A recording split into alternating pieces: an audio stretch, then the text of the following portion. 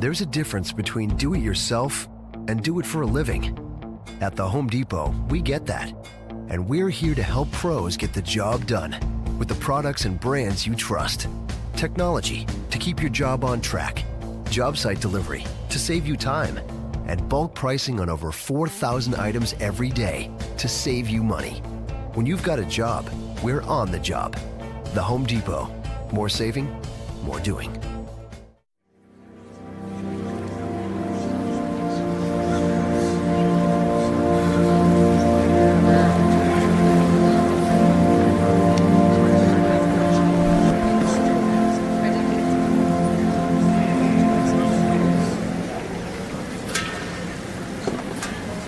May God's blessing be upon you as we gather today to praise God for the life of Reverend Jeff Hamilton. Today we will share our grief with one another. Today we will share our grief with God. During our time together today, we're going to cry. And we're going to laugh. But most of all, we're going to remember a man who touched more lives than any of us will ever know.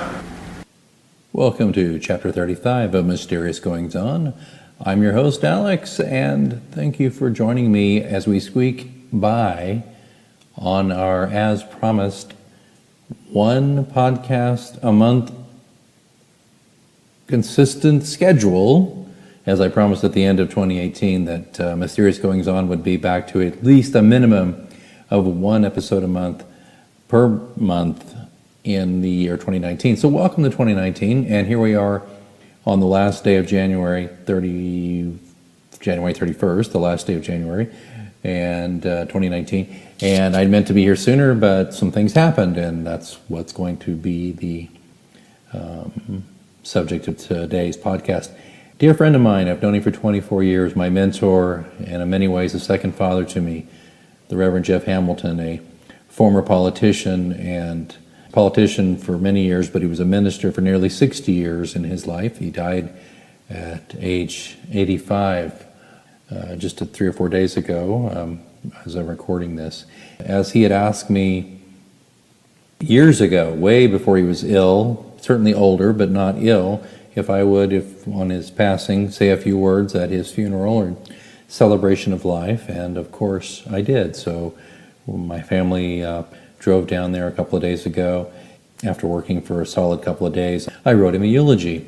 Well, it occurred to me that besides the fact that I would love to share with you, my faithful listeners to this podcast and readers of my fiction and nonfiction, I'd like to share with you some of my eulogy for Jeff. I thought after this being my third or fourth eulogy in my life that I've given, might be some good tips for you on if you're ever honored with this kind of request or dragooned into it, as it were, with some people who just really don't want to do this. And I'll tell you, even if you're motivated to do so, it's not easy because there's a lot of emotions at play. One of the emotions being, I don't want to make a fool of myself, of course. The other one being, I want to be true to my friend who I've been asked to eulogize, friend or family member. You also want to be true to your audience. So there's a few tips I'd love to offer you as someone who has eulogized a few folks in my life. I've eulogized mostly older people, grandparents, and now here Jeff, who for all intents and purposes could have been my father or my grandfather. So I'll give you a few tips and some practical advice I hope here. And then if you don't mind, if you would like to learn a little bit about this great man and listen to my eulogy, the audio is pretty decent, so I'll put that on the tack that on the end here and let you listen to that. But I'll just say this. First thing about giving a eulogy, some tips I would give, feel free to say no. And I don't mean that in a jerky way, but if you don't feel you can do justice to the subject, to the person, or if you don't feel that emotionally you can get through it, you're not doing anybody any favors by getting up there and stammering and falling apart, especially yourself. Don't put yourself through that. The person who asks you, or the person's spouse, or the person's family who asks you, they've honored you by asking, but you're doing them a service by saying, I just don't think I can do it. Now, That's usually my first go-to when somebody asks me. It's like, oh, I don't know if I could ever get through it. And that was the first thing I said to Jeff years ago, was I don't know if I could get through it once you pass. And of course you can get through it. Or at least I could, and I have. I've given a eulogy for my grandfather, who was a writer, and I know I broke a little bit in there. And my grandmother, who I was very close to, I broke there, and my other grandmother, I managed to get through it. But there's moments when it's tough. So that's the first thing. Make sure you can do it. I think you can. I think it's not a failing if you cannot, but as long as you remember that you're not there to give some grand, eloquent speech, and you're not most likely burying a president or a world leader or someone that the entire world knew. You're just burying somebody that you knew and you loved, and you want to say a few nice things. So here's the thing. Decide on what kind of eulogy you're going to give. Is it a life history? Is it shared memories? A combo of those things? Decide on that. I knew that the pastor who had worked with my friend Jeff was going to talk a little bit about him. I knew that Jeff's grandson, who was close to him, was going to tell some stories. I knew that another minister, a rabbi actually, who my friend had worked with, was going to speak. I knew there would be other people speaking about Jeff, so I knew I didn't have to cover his whole life. That helped. Write the eulogy for your audience, not for yourself. This is not about you. Now, this is tough because I was given 5 or 6 minutes on this thing, which is like, oh my God, really? That's all I get? But the good news was, you don't have to tell his entire life or her entire life. I was told, tell your piece of the pie, so to speak. So what I had to do, though, was write a first draft that was about 12 minutes. And I had to get through that and get that on paper, all the things that I ever wanted to say, and then put it aside for a half a day and come back to it and go, okay, this is really more self-serving than it is about Jeff, parts of it. So I had to excise those things. These are things that are important to me and maybe a couple of people around me, but not everybody is going to care that I had this experience with Jeff or that experience. So I had to cut those things down. And I did, and I got it down to about 7-8 minutes. Which they told me 5 or 6 tops, but you know what? I don't care. I love that man, and I had a lot of things to say, and I managed to get out a lot of the really self-indulgent stuff, and it worked with my general narrative. Another tip is be funny and sad. Please, I've been both. Don't totally be sad. Don't be so morbid, unless it's somebody in particular who has lost their life at a young age in a tragic way, which I get. It's hard not to be sad. But especially if it's an older person who's had a full life, try to find the fun and the joy in their life and talk about that. But still be sad. You're going to miss this person. You wouldn't be talking up there if you weren't going to miss them and if they weren't valuable and important to you and it wasn't going to be somewhat of a loss to have them out of your life. Another thing, and this is something, I'm a professional speaker. I've spoken as a speaker for almost 30 years. And I give a lot of talks where I have a loose outline.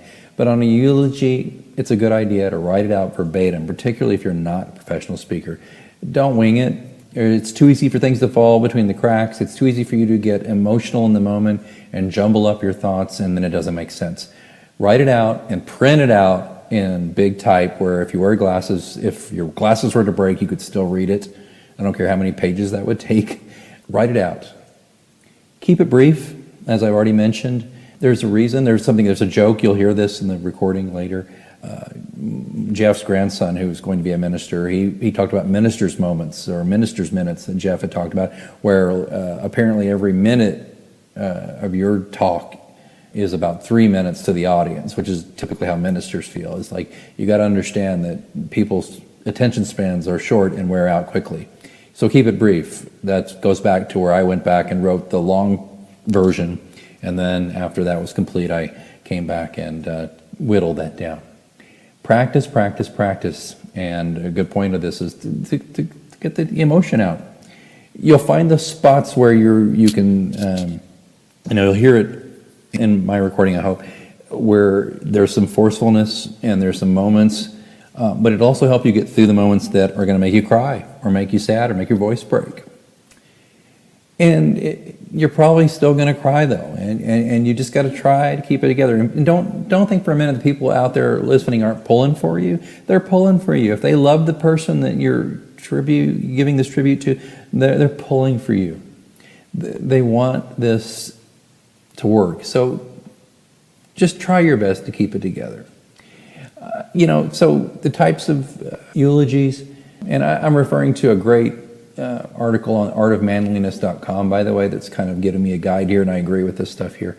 A life history is a eulogy. There's a type of eulogy where you kind of give their whole history. Like if you're the only one speaking besides maybe a minister who doesn't really know the person. This ceremony we did for Jeff, the minister knew him. He was a minister. Everybody knew him. It was different. He was a public figure.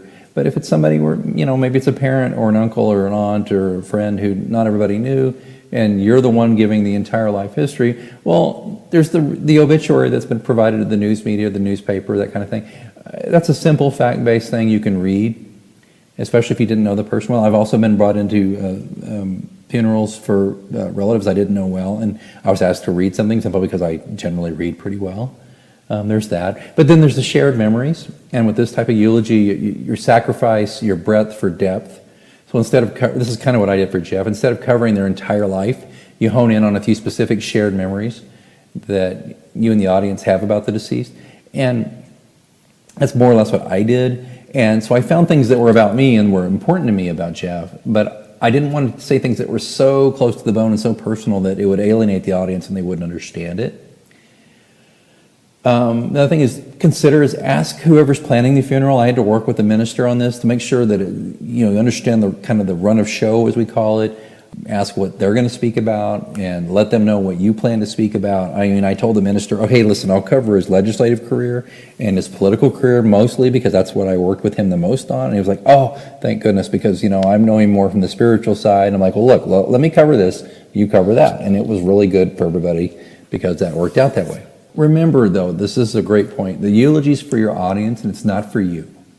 Whatever you give, keep in mind you're presenting to an audience that has had their own experience and their memories with the deceased. So sharing memories of life or history that just touch on your personal interaction, as I said earlier, with him or her is a little inconsiderate. It's not about you. And they don't, mostly, I'm going to tell you, the audience doesn't care about you. They want to see the person who's deceased reflected in the stories you tell, okay? Telling stories that can kind of work with everybody, like if it's a grandparent and it's a story like all the grandkids can kind of relate to, that's even better. Those kinds of things. Don't forget to mix together the heavy with the light. Yeah, it's a funeral, but you don't want your eulogy to be too serious because that can detract from the weightiness and the poignancy of the event. To really appreciate the bitterness of a loved one's death, you need to contrast it with the sweetness of those joyful and even light and funny moments of their life. I had a friend whose father-in-law died, and this guy was a college president, and he told a story about how the man loved fart jokes and farting. I, to be honest, thought it was a little over the top and not something I would really want spoken about in my funeral, but it lightened the mood. Talking about how this very important, respected community leader loved farting. It's an extreme example. It's a true story, though. Again, I like a good fart joke. My daughter and I tease about farts, but it's not really the way I want to be remembered. But you know what? If it works, it works. Don't forget to practice. I'm a professional speaker, and I practiced this thing about a half dozen times. And it just helped me to find the moments that would be the most, what I would punch up, so to speak. And by punch up, I don't mean to be artificial, but it was the points that I thought were most important. And I think if you listen to this, hopefully you can pick those things out and you'll agree. Have some a hanky or tissues ready, and just in case. I managed to get through. I felt some emotion towards the end, and as I walked away, especially when I looked at my daughter and my wife and my dad and some people who I knew very well, and the widow who was like a mother to me. But I managed to get through it, but you may not. And when I remember when I did my eulogy for my grandmother, I burst into tears. It was hard. So be prepared. I hope these tips help you, and I hope you'll indulge me and just listen and enjoy learning just for a few minutes here about my dear friend, the Reverend Jeff Hamilton, my friend, my mentor, my second father, and somebody who, especially in Oklahoma City, was a very important, respected, and valuable member of the community. He lived a life that we can all aspire to live, and I hope you'll listen and enjoy. And I'll be back in February with another edition of Mysterious Goings On, and until then, please learn a little bit about my good friend Jeff Hamilton, and until then, next time, keep reading. I will also try not to abuse the minister minutes here. As a recovering politician, just pray for me, would you? It was years ago that Jeff first asked me to speak at his funeral. No, seriously, he did. Years ago, and are you teasing me? Because Jeff, as you all know, I tease people. And he apparently wasn't, because he repeated that request several times, most recently about a year and a half ago. And so I even started interviewing him by email. I got a few things from him on that, but let me just say that I pondered this for a while now and dreaded this day, but it cheers my heart to see you all here in celebration of this wonderful, wonderful man. I do remember asking Jeff, well, what am I supposed to say, Jeff? And he did that dry Jeff Hamilton smile, and he said, just say a few words about us on the field of battle. You know how well, so here I am, Jeff. Here are my few words about you, the Right Reverend Representative, as I call him. And when I think of Jeff, it all starts with one word: undefeated. Jeff Hamilton never lost an election. I asked him about that and his time at the Capitol, and here's what he said. He said, well, my nickname at the Capitol among some good friends was Landslide, because I seldom won re-election by very many votes. He said, I won my first election over the Republican incumbent by 101 votes. Say it with me, his House district was House District 101. The elections were close, but all the same, Landslide Hamilton was undefeated. From around 1986 to 94, Jeff served 4 distinguished terms in the legislature, and his service was where his heart was, caring for all Oklahomans, for all people. As chairman of the House Committee on Health and Mental Health, he helped Oklahomans in a variety of arenas, including juvenile justice, mental health, AIDS research, and treatment programs, and education. If you have a living will here in Oklahoma, you can thank Jeff Hamilton about it. He worked hard and served without pretension or vanity. I talked to one House staffer who worked with Jeff, and he said, well, what I remember about Jeff Hamilton was how nice a man he was. He always took time with the staff. I remember that he was an early believer in criminal justice reform and restorative justice. That was probably the ministry. Jeff was at the Capitol to work. He viewed his service as a sacred trust, and he took a dim view of those who did not. He told me this: there were those who won big on the campaign trail but goofed off once elected. Exclamation point. This was an email, so. And even worse, there were those who lost who would have been productive members of the legislature. Amen, Landslide. There's not enough time in these proceedings to speak of his many successes and the myriad ways he made Oklahoma better through his legislative service. Suffice to say that he left the Capitol better than he found it, and then left the legislature on his own terms, undefeated. It was just after he decided to retire from the legislature that I, as a very naive, well-meaning, and first-time candidate, met Jeff Wanda. I was full of idealism and energy, ready to take back the seat Jeff had retired from. Jeff and Wanda were both so kind, encouraging, and patient as a goofy kid who shared their zeal for a better Oklahoma. And I tried like heck. And Lord knows Jeff and Wanda made calls and knocked on doors and did what they could to help me win, but I just couldn't pull it out. Boy, was I down. I just want you to know that Jeff let me wallow in my defeat for grandly expansive 3 or 4 days before he called me up and said, there's still battles to fight, more elections ahead. And to make sure I understood that true defeat was to stop the fight for what is right. Now, he kept his hand in politics after he left the Capitol, winning 2 terms as Oklahoma County Democratic Party chairman. I served with him as a county party secretary, and I can tell you that he took on a job at a very challenging time, and it was one of the toughest, most thankless jobs you could ever hope to have in politics. But he did it with zeal and unflagging energy. Under his leadership, he helped reorganize and reinvigorate the county party, making it a forceful advocacy field operation. And I saw him take piercing criticism from the opposition, and even a few members of our own team every once in a while. But he endured it with grace, refusing to get in the mud. Instead, he strove to build consensus with the strength of his reasoning. I believe his was a political philosophy assured of the value of education and the indispensable need for empathy. Jeff's sword was his intellect.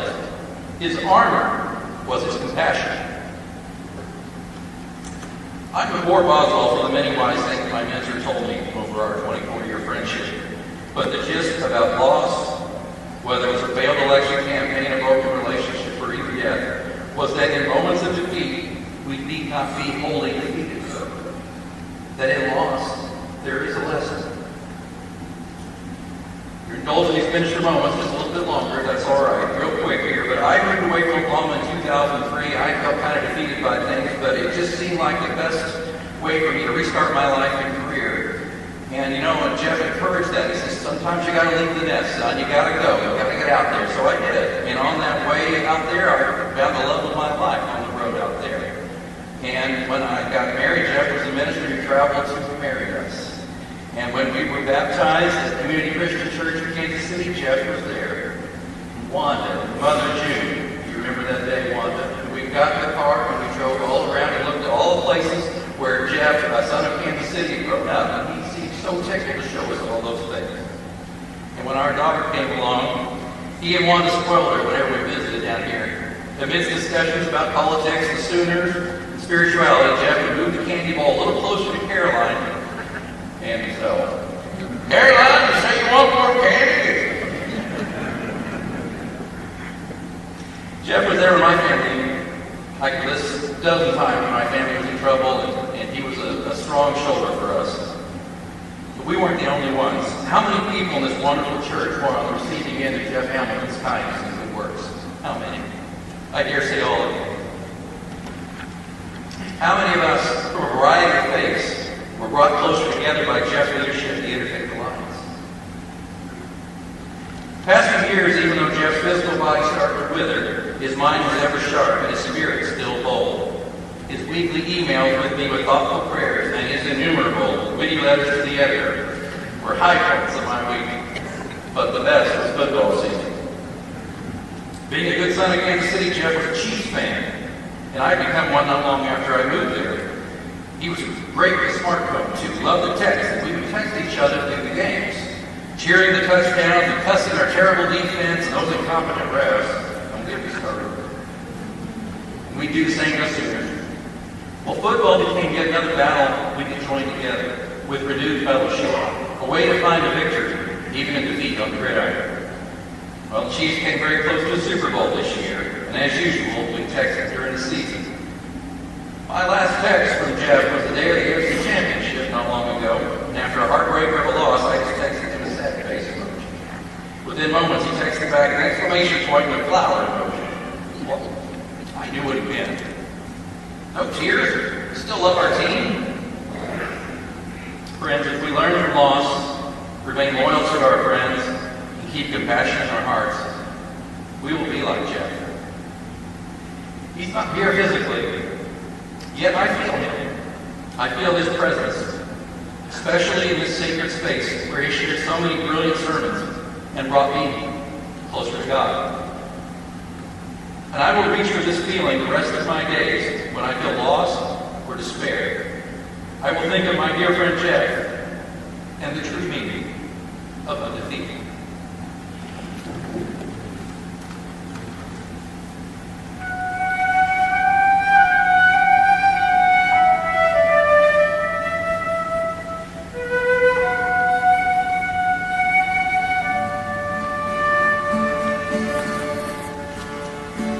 Smile.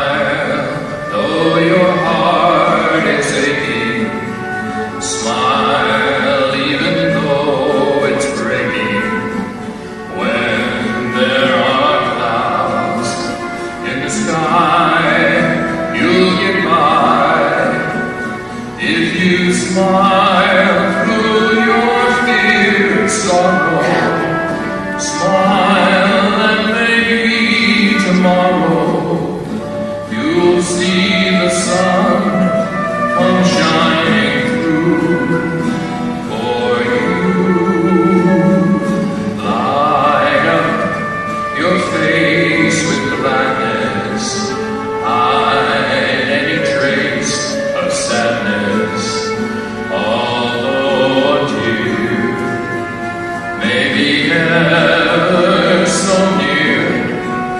That's the time you must keep on trying. Smile, what's the use of crying?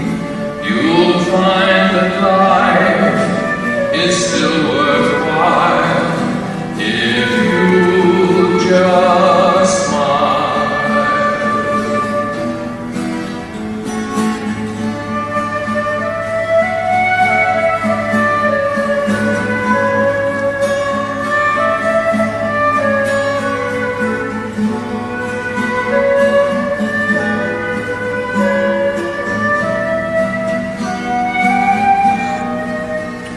That's the time you must keep on trying. Smile, what's the use of crying? You'll find that life is still worthwhile if you just smile.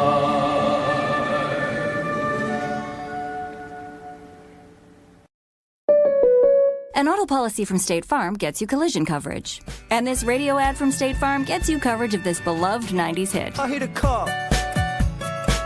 I hit a car. I hit a car. Ooh, baby. Ooh, baby. It's gonna be okay. It's gonna be okay. My agent's gonna help me. For more coverage, visit statefarm.com.